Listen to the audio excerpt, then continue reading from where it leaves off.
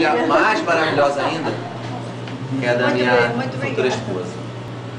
Foi uma sorte muito grande, né? Ter conhecido. E com essa família, acho que só faz o amor ficar maior ainda, porque vocês são todos maravilhosos comigo e a recepção foi total.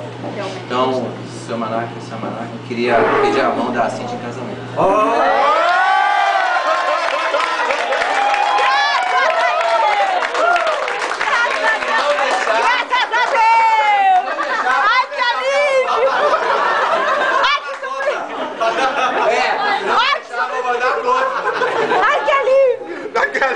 Ai, que graças a Deus! Encalhamos mais uma! Opa! Primeira foi a Amanda. Encalhamos mais uma! Pode preparar os ternos e vestidos aí, que eu espero que até o final do ano não passe o casamento. Tá cheio de testemunha. A Cintia não respondeu! Já sei? Já passei a noite ontem já. Pode contar essa Essa aliança, ela tem um problema que ela entra no dedo e não sai mais. Ó.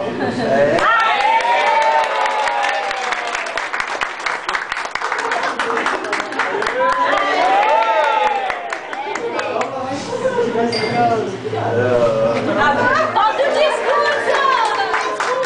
O discurso da Cintia.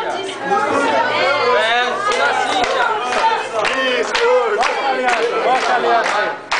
Ah, mostra a aliança aí, ó. Aí, ó.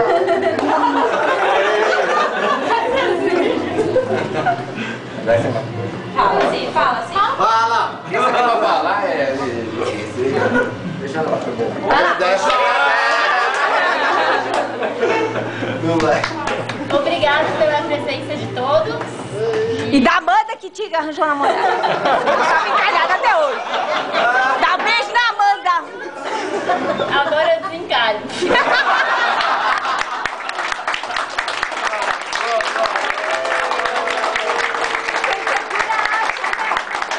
procura acha, né? A Amanda achou pra ela. A Amanda achou. A Amanda que achou. Quem vai fazer, gente? Ela tava procurando, a Amanda achou. Pega essa história de desencalhe aí, que eu não conhecia essa história de desencalhe. Então tá bom. Vai, conta. Obrigada, gente. Valeu, pessoal. É nós outros desse aqui.